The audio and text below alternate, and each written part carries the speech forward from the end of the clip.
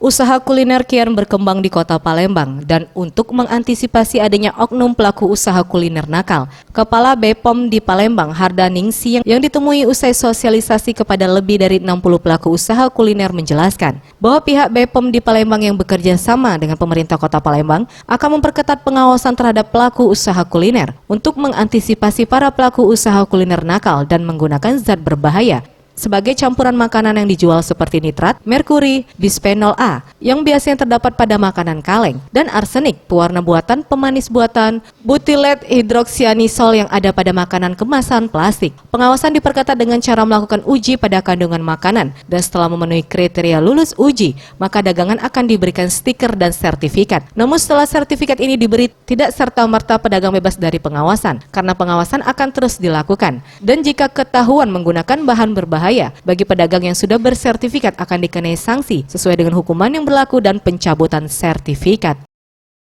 Setelah yang dapat sertifikat, pada saat kita sidak, ada nggak dia bahan berbahayanya? Ada nggak dia konsisten menerapkan higiene sanitasi ya Bu ya? Nah barangkali nanti juga akan ada sanksi nih, misalnya sudah dapat sertifikat kok ternyata masih pakai formalin, ya cabut dulu sertifikatnya atau stikernya. Tim Liputan Sriwijaya TV.